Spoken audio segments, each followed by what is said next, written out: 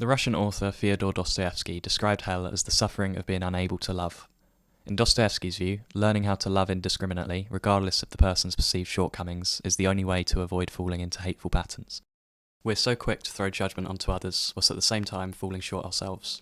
This hypocrisy is nothing new. Even as far back as the Bible, it was well-established knowledge, with arguably the most repeated refrain encapsulating this message. Judge not, lest ye be judged. For as you judge, so will you be judged, and the measure with which you measure will be measured out to you.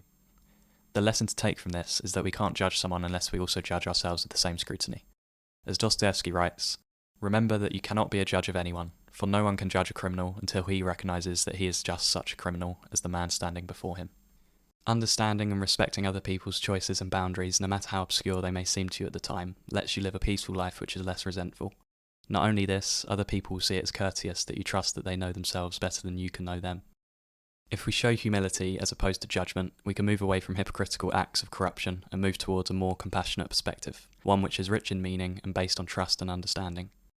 The primary understanding we get from this compassionate outlook is that we are all responsible for one another. Once you implement this perspective and choose the humble approach, even with the most egregious individuals, the more likely they will be persuaded to see the error in their ways. In this video, I will discuss a passage from Dostoyevsky's Brothers Karamazov in order to unpack the importance of showing what he calls humble love to all people. This love starts with animals for their inability to sin, as they live purely through instinct, and ends with the most difficult compassion to feel. Compassion towards a man who has sinned in spite of it. I'll begin by discussing these two ends of the spectrum, until after considering the benefits for both ourselves and others of putting this understanding into action in our own lives. Love all animals.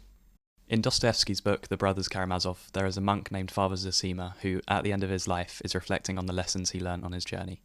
At one point, when speaking to his followers, Zosima stresses the importance of loving animals, for as he says, God has given them the rudiments of thought and joy untroubled. So do not pride yourself on superiority to the animals, they are without sin. Animals are pure in intent and can do no wrong in the eyes of Zosima. This is because they do not have the capacity that we have to rise above their instincts, but are primarily bound by survival motivations, and therefore they cannot be blamed for their actions. Zosima believes that young children also fall under this category because they are living purely moment to moment without thought of the complex nature of their actions. We're absorbed seeing a child immerse themselves in an activity because when they play, they are not planning and scheming like an adult, but are letting their imaginations run wild.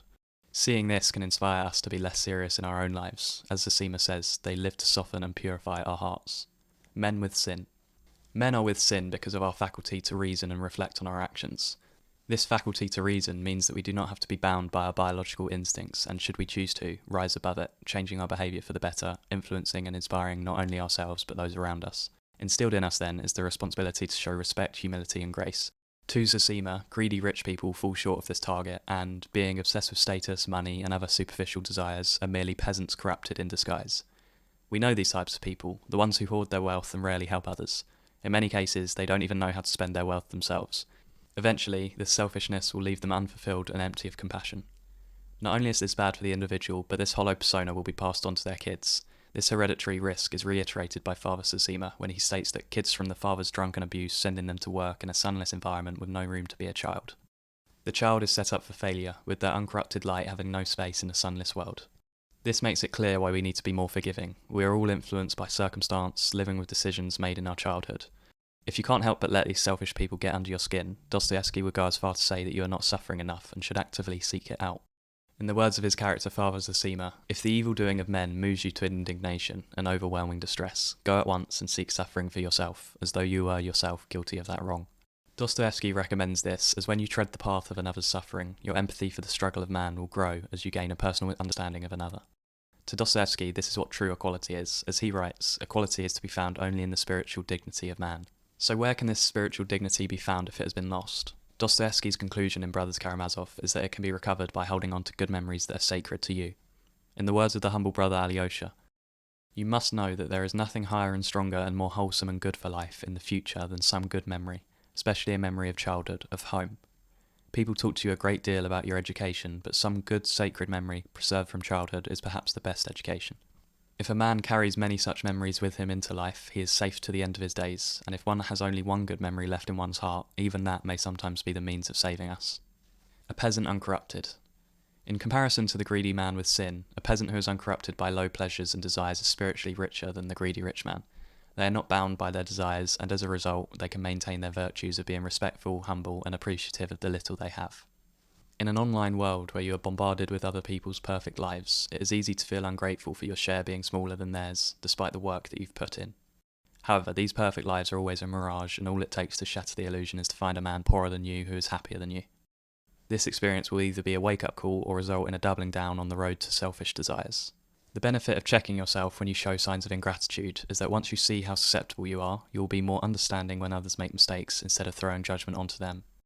Also, if you maintain a humble appreciation for your fortune and share it with the less fortunate, you will eventually learn to pity even the most egregious people who hoard their wealth for themselves.